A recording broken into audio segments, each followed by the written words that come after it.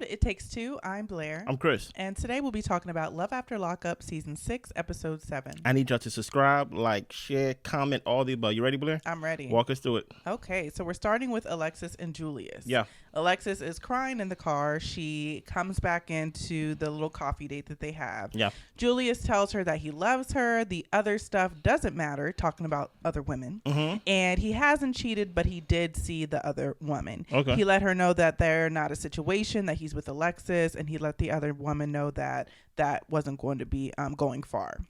He tells Alexis he never slept with her. It was just entertainment, and he apologizes. Alexis said that she loved him and she wants this to work. She has to think about it. She doesn't want to be led on if this isn't real. If you was Alexis, would you consider that cheating or what Julius did? No, but I wouldn't trust you. Okay. Yeah. Well, what about you? No. Cheating is cheating, and I lied, but I didn't cheat. Right. You get what I'm saying? Mm-hmm. So it's a new day. She's still upset that he was talking to another girl, and she needs him to show that she can trust him. Julia says that it was just some jail stuff. However, it did carry out of jail. She asks him about sharing locations, and he's going to have to think about it. He tells her that we really shouldn't dwell on this. We need to just move forward. He promises her there won't be any other women, and the producers ask if he's talking to other women. He says no, but they zoom in on his camera, and the man does a lot of texting. A lot. Here's what I don't understand. He described the relationship of him and Ashley, right? Yeah. As just jail stuff. But Ashley, by your words, Julius, you said to her she never came up to visit you. She never gave you no money. She really didn't give you no type of monetary support for you to be able to have a comfortable living in jail. So what is the jail stuff? Yeah. I think what happened was he saw how she looked outside of the pictures and things of that nature, and he was like, oh, nah. Oh, no, because one of the reasons that he said, I don't know if he said it in the confessional, but he basically said, like, Alexis looked better than her and things like that. So I think if Ashley looked like her pictures better than what she looked like in person to him, also if she wasn't acting like a fan and kind of acting crazy to where he's like, you kind of like off-putting and things of that nature, I think he would have been cheating on Alexis. But he saw Ashley, he was like, nah, I'm not with that catfishing. Yeah, I don't believe him. I definitely think there's still other women that he's in communication with. Yeah. Especially when he posted that post that Alexis saw about who's trying to link up. He's not trying to link. Well, you never know with people. I'm about to say he's not trying to link up with random men, but we really don't know what people be doing. But the thing is, he's linking up with strangers. For what reason? I don't know. I mean, of course, he been in jail. So he's definitely, he casting his bait. Yes. You get what I'm saying? So, yeah, I agree with that. So we move on to Michael and Joey, and Michael is talking to his friend Jacob on the phone before Joey comes in there, kind of telling Jacob, yeah, he's kind of an uptight kind of guy. Yeah. But Joey walks in and asks who he's on the phone with, and he's asking, so is this person a positive influence? And Michael says no. So they go to pick up Michael's car from his mom's house, and he said that he doesn't intend to meet up with anyone and use, but a relapse is not the end of the world, according to Michael. He's just preparing you for it. So they get the car at 6:44. He has to be back at 10, and he asked Joey, so what do you think we have time to do? Like, do we have time to do anything? And Joey's like, well, you want to get naked? And Michael says, no. We can move my stuff to the halfway house. Yeah, help me. So he helps him get all of his stuff to the halfway house. Michael does talk about how being sober is just very hard on him mentally. Joey honestly would be surprised if Michael stays sober for a month because he is not into any of these type of sobriety programs. He gets back to the hotel. He's crying because he is in love with an addict. Now, you know this, right? And you know he's not making the necessary steps that you made to be sober. You know he's not taking the necessary steps. It don't even have to be with you. You just know the basic steps is, hey, you need to be part of a program because this is such a disease that you can't handle it on your own. Why do you feel like you owe this guy like your life and your time? Like, say thank you and move on. But, that's just me. Yeah. At this point, I mean, Joey knows what he's signed up for. Yeah. I think that he's getting overwhelmed, the fact that he's having to deal with it in his face, but he wants to be there. He is basically making himself delusional about Michael and the way Michael moves and does. Like Joey knows down at his core that he's dealing with somebody who struggles with addiction and who also struggles with going back to jail a lot. Yeah. And I think that Joey just for some reason, well, not for some reason, he feels like he owes something to Michael to be in a relationship with him. And honestly, Michael's not really into it anymore. I don't think Michael's into. I think Michael's into Michael, to be honest. Mm-hmm. Yeah. So then we move on. And Joey and Michael are supposed to see his family today. He didn't call this morning, so Joey's walking around nervous, wondering if Michael's even going to come. If he did use, he probably won't show up. But Michael does end up coming. He's there a little bit late. He tells Joey that he had a urinalysis. He failed it, and they're going to kick him out of the halfway house. Now, I was interested by your response while watching it. You said you don't know if Michael is joking or not. And the reason I said that is because Michael has seemed very annoyed with Joey and his PO kind of ways. Yeah. And I don't know if he wants to start messing with Joey just to kind of get him off his back a little bit. I really don't know. I couldn't tell if he was serious or not.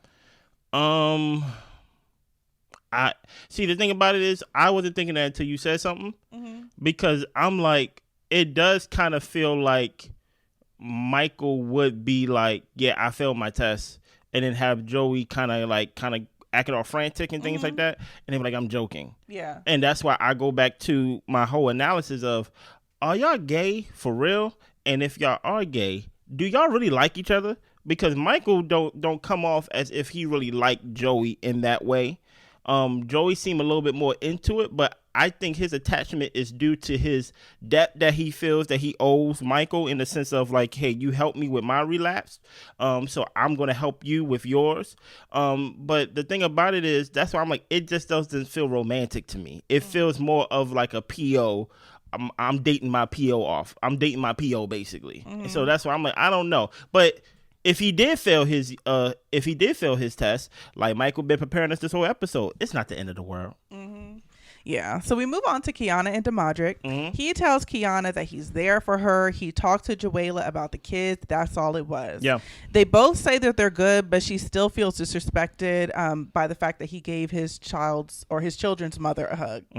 Her friends are trying to talk her down, and Damodrick talks to his dad. He thought that Kiana was being a little bit petty with her reaction. Yeah. He loves her, and she has really been there for him when people weren't there for him when he was locked up. Nice. So the dad gives Damodrick his mom's ring, or Big Mama's ring, and Damodrick doesn't think he's ready to marry her yet, but he thinks if he gives her the ring, it will make her feel more secure. Joella thought that Kiana was being dramatic. She's like, you picked the man. If you can't trust him, then why are you with him? But she says she's here for it, though. So I think Joella is down for the good fight. May the best woman win. But you're not.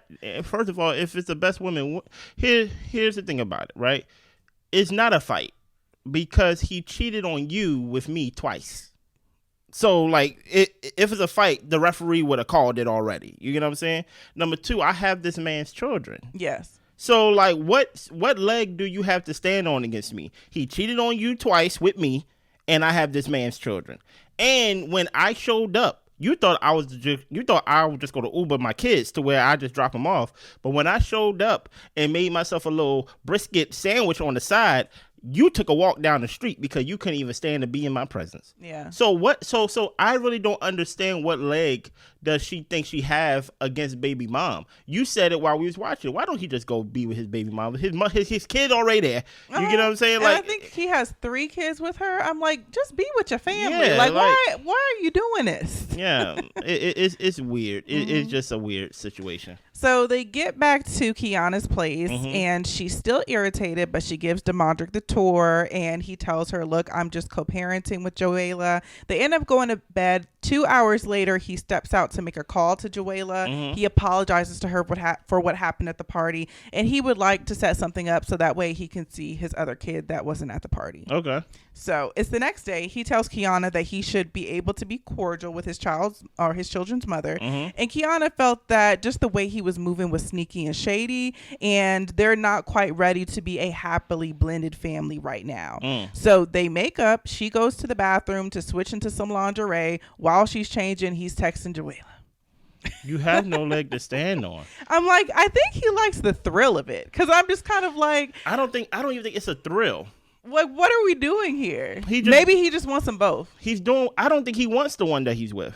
Oh. That's the crazy thing about it, right? I think she spent a lot of money on him, and that's that jail stuff. Yeah. You get what I'm saying? That jail stuff that Julius was talking about, trying to use that as an excuse with Alexis, when we know Ashley didn't give him a penny. Didn't even see him, but tattooed his name on her left chest and things of that nature. Or right one, who knows, right? But the whole thing about it is, I don't think he wants the one that he's with now. How do you pronounce her name? Kiana. I don't think he wants her. Mm-hmm. I think he's just gonna ride it until the wheels fall off, because he knows he got a safety net with his baby mom. Yeah. And things of that nature. That's why he could step out and call and apologize to her. That's why he could go back and talk to his current girl and be like, look, you gotta be cool with me basically co-parenting with my baby moms and things of that nature. I know you, listen here, I know I make you feel uncomfortable because I cheated on you multiple times with this girl, but like, you tripping. So that's why it's like, I think he's just like, I'm not going to change anything. You're rather going to accept how the situation is,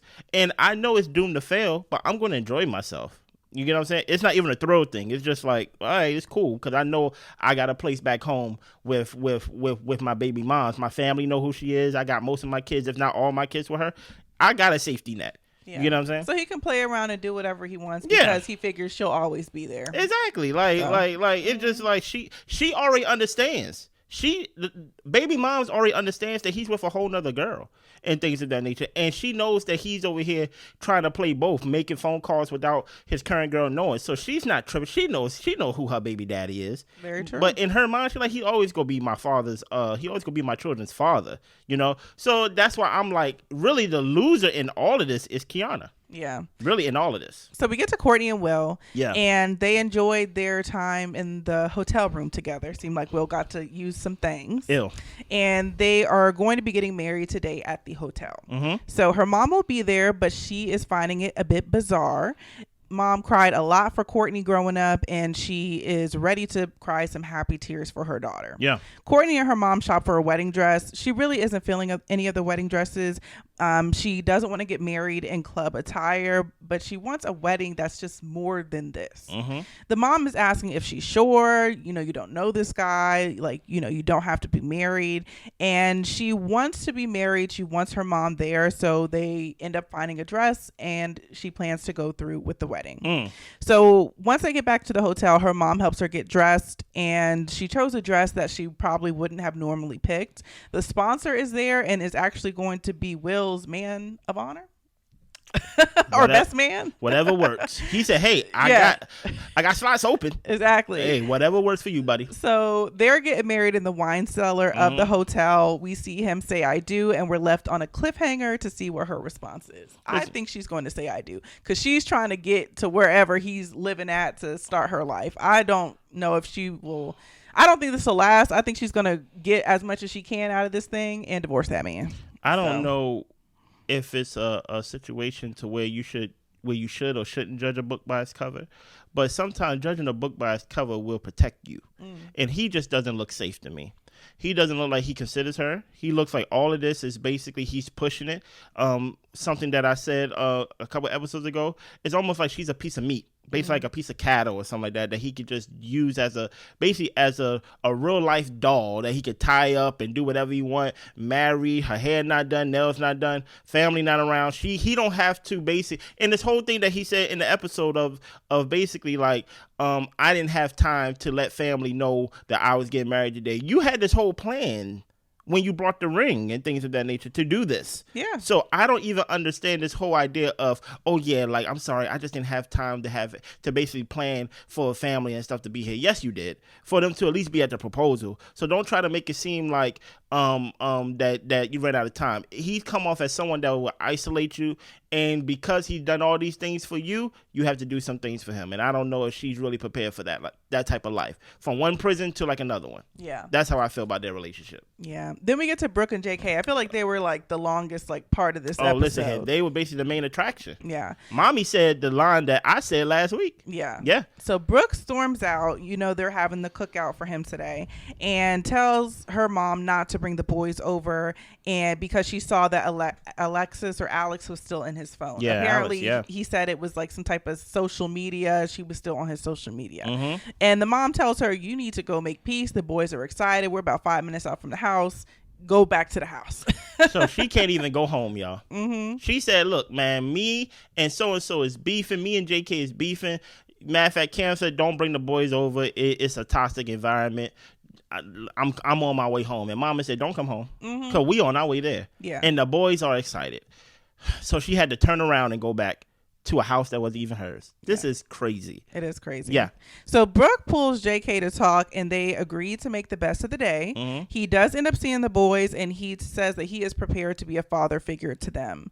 The boys like that he is closer, so they don't have to travel super far to the jail to see him, because they were seeing him while he was in jail. Yeah. And they're happy to just do some guy things with a dad. So the mom ends up showing pictures of JK when he was younger. He gets sentimental because a lot of the people in the pictures are no longer living. Yeah. And that's a lot of time that he missed out on his family by being incarcerated. Yeah. Brooke asked her mom to keep the boys for one more night so they can square things away. And mom says she is done playing baby daddy for Brooke. Wait a minute, Mama. Brooke tells JK that she and the boys could possibly move into his mom's house for a while. And JK reassures her, I'm not going anywhere. I get you want to be here because you think another woman's going to be here if you're not, but that's not the case. And he's trying to make sure she feels more secure so she don't move up into that house, because they don't have any room for her and them kids. Listen here, right? Mama said it herself. She said, mind you, this just means, based on what we are seeing, that since she has picked him up with his mother, she haven't seen her boys. Yep. Forget the boys are excited to see JK. The mother haven't seen her own children, but yet she want to put the onus on him. You need to go see my boys. You haven't seen your boys. You need to go get your kids. So basically, Exactly. the mother said it herself out her mouth. She said, look, I'm old. I can't be baby daddy, but that's the role that Brooke got you playing. And that's the role that you accept. Whatever you allow, you accept. And I'm not blaming the mother, but I don't feel bad for the mother, because truth be told, you can say no and force basically Brooke to come up with another plan, and to where she can basically move in with JK while JK live with his mama. Yeah. Like what type of foolery is going on here? But go ahead. Yeah. No, I was like totally turned off by that, because she's over here talking about these kids, as you were saying, like, why are you not with your children? Why are you so easily to just pawn your kids off to your mother? Yeah. Your old mama. Yeah. And I feel like the mom in this situation, call one of them daddies to come watch the boys or pick them up. I think grandparents have their rightful place, but you're the parent. You don't get to just fool la and, hump on some type of hospital bed because y'all want to get it going on the first night that y'all see each other. Get things in order. The rails on there. Yep, you're right. Get things in order. Like, it's crazy. So Brooke downloads a tracker on JK's phone. You know what I mean? JK asks his mom for some money so he can take her on a date, and mom is fine with that. Just don't buy no drugs off my dime. Okay. So Brooke is going to be going back home today, and mom is ready for her to leave because it's been a lot of drama. He takes her to play mini golf, and he says that he wants to bring the boys there, and he wants to be in their lives even if they aren't together. She starts crying, and he keeps saying that he's really locked in with the kids. She didn't choose their dads well. Their dads don't really care about the relationships that they have with their kids, and she's had boyfriends say that they will be around, but they clearly are not. Her dad wasn't around because he was a truck driver, and she feels like maybe if her dad was around more, she wouldn't be as insecure and have so many trust issues. No. You're not 12. I kind of felt in a way like the way that you said it sounded like your dad abandoned you, but he was working. Does that make a difference? It does. Okay. It does, especially for women, right? It does, right? But my thing is, you're not 12, you're not 14, you're not 16, you're not even 18, right? Basically, whatever you are, whoever you are, whatever scars, whatever problems, whatever happened to you, whatever cards you was dealt with, when you're an adult, you have to play the cards you're dealt with. Okay, My father wasn't around. Boom. What can I do to basically make sure that I have a better life for my children, things like that. She over there, she knows her problem. She said, look, I haven't chose the best guys and things of that nature. And you're still choosing the wrong guys. Absolutely. Because at the end of the day, I don't think in real time they are together. You know what I mean? So you're choosing the wrong guy. As much as JK want to basically try to talk and gaslight and make it seem like she's going crazy, we know that he's using somebody else's phone to call someone else's phone to get in touch with Alex. Right. You get what I'm saying? So it's not like JK is this nice guy, and I don't really understand why she's getting emotional with this whole idea of JK asking this dumb question, this dumb request of his, of even if we don't work out, can I still be in the boy's life? No. No, you can't be in the. Yeah, you're not their dad. Like they are not a constellation prize to where where you don't have me, but yet you have access to them. No.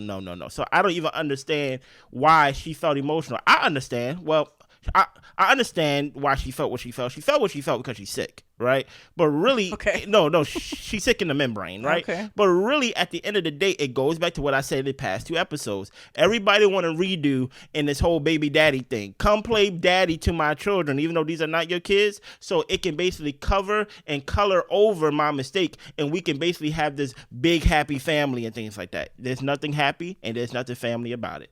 So he goes to spend some time with the boys after the date, and he tells them, you guys can talk to me whenever you need to. They're like all laid up on him on the couch. I just don't like seeing other people's kids laid up with grown people. I just don't like to see that. Even if you visited him while he was in prison. Yeah. It's just like, no. I just don't like that. But guess what? I'm trying to think. Maybe if the relationship was more developed, but I'm just like, I just can't get with it. Only if that was your daddy. I just can't get with it. That's the only way that it's acceptable. I'm sorry. Like, I'm not counting stepdaddies and things of that nature. I'm talking about for this type of show and things of that nature, to where he has just got out of jail, right? To where you basically just want to basically introduce this guy in person to your kids that's not his. I am not going to have my kids laying on the couch all up under my boyfriend. Yeah. Like, no. So he does pull her mom aside to talk one-on-one, and he lets her know that he's going to be there for the boys no matter what happens. And mom says that she is not raising kids for her to spend the night with JK. She needs to get more secure in the relationship. And she tells him that it takes a laid-back, understandable person to be with her, and if you're not that, then you need to end things right now. Mom doesn't know if Brooke will actually let him be around for the boys if they're not together, and she's worried about Brooke's jealousy. As the day is going on, JK leaves. He calls his ex and asks to see her tomorrow. She says, I love you. And he starts smiling, saying, I know. And here's the thing about it, right? Whoever, you got mama over here making a slideshow for like this guy over here. This my baby, y'all. Right? I love him, right? And you basically making it seem like Brooke needs to stop being a jealous girl. You know your son's a liar. That's the whole thing about it. Anybody who knows JK the best, it's the mama. Yeah. That's why the house arrest and all that stuff is in her house. So she can lay eyes and keep eyes on him. So that's why I respect the stepdad. I'm like, somebody had to be real with her. Listen here, at the end of the day, this whole idea of that Brooke need to make a change in how she needs to be with JK is straight up buffoonery. Right? It's like in order for Brooke, the only wake up call Brooke needs to do is go home and create a safe environment for your kids and relieve your mama from watching your kids. That's the change she needs to do. Relieve your mama. Yeah, relieve your mama from watching your kids. Your mama want to go to church or something, you know what I mean? Or a cruise or something. Let her live her life. Yeah. She already raised you. So we moving on to Brooklyn and Brian. Yeah. So they have the cookout. Brian meets up with her little brother, and the brother's asking him, so what do you plan on doing with Brooklyn? Brian says that he loves her. He does want a long-term relationship. And the brother asks, so are you going to get a job? And Brian is like, what? I got to report to you when I get a job? And the brother's like, we can have a cookout for that too. Like, yeah, you're in the house with my niece and my sister. Why wouldn't I ask you if you're going to get a job? You laying up here eating up all their food. So Brooklyn walks in pretty much trying to calm the situation because she could tell things were getting a little bit heated between the two of them. The brother is up stepping away, and he felt like the conversation left a bad taste in his mouth. Okay. She tells Brian that you need to talk to my dad too, try to win him over. And Brian's like, I'm willing to talk to him, but I'm not trying to force myself on anybody. Of course. And she cares a lot about what her dad thinks. And when she said that, I was like, does she really? She don't. Because why would you get with somebody incarcerated that you've never seen? She's never been to the prison to visit him, to get on the visitation list or anything. But she really doesn't know this man. But she probably like, we went to school together. Who cares? Yeah. Any thoughts about that? Keep going. Okay, so Brian and Brooklyn's dad talk. They talk about how he was stealing. He was locked up for 6 years. And he plans to marry Brooklyn if things get to that. And the dad pretty much tells him, look, y'all need to go ahead and take things slow. You really haven't experienced anything. You're on house arrest. The furthest you can get is to the mailbox. See how things go once you guys, you're pretty much free, because you're not free being on house arrest, and see how the relationship goes. Dad doesn't know him well enough to say that he trusts him, but if he stays around, we'll see how it goes. Listen here, parents know their children. He know he can't tell his daughter nothing. So why would I even waste my time talking to this fool here? Why would I even waste my time talking to your boyfriend? And that's why I'm like, at the end of the day, right? There's nothing you can really tell nobody. They have to see it for themselves. She see a whole new future with this guy, Brian, his name, right? Yeah. So she over here making him this type of pregnant tea or whatever it is, fertile tea, whatever it is. So like they drink it and things like that, and they end up getting pregnant or whatever it is, right? She already started taking steps ahead of even the whole win my father over thing. So she doesn't care about what her father thinks, because she already started making moves outside of everyone's decision, because she already talked to her brother and things like that. I think it was like in the first couple episodes, to where it was like in front of friends, and all of them called her stupid. So like, do you think the brother is keeping that to himself and things of that nature? I don't care if it's stepfather or real father, things like that. Everybody knows Brooklyn's situation here, to where she's moving too fast and moving stupid. So there's no such thing as win them over. They just don't want to deal with it. They just gonna be like, you know what, it is what it is. Yeah. You know what, just be respectful. It just basically give them the whole template, what is your intentions with my daughter? And of course, I hate that question, because nobody's ever going to say, I'm going to lie, cheat, and steal from her. Right. You get what I'm saying? So I never ask those questions, right? At the end of the day, you just say, I just hope you respect her and like respect my grandkids. That's all you really can say. And that's why I like the dad's approach, because he's just like, I don't know this guy. No. We're going to see how things go, and it's going to be what it's going to be. Yeah, pretty much. Because y'all grown. And I ain't got to deal with it. Exactly. Yeah. And that's all we got. Listen here, I need y'all to subscribe, like, share, comment, all the above. We see y'all next week. Bye.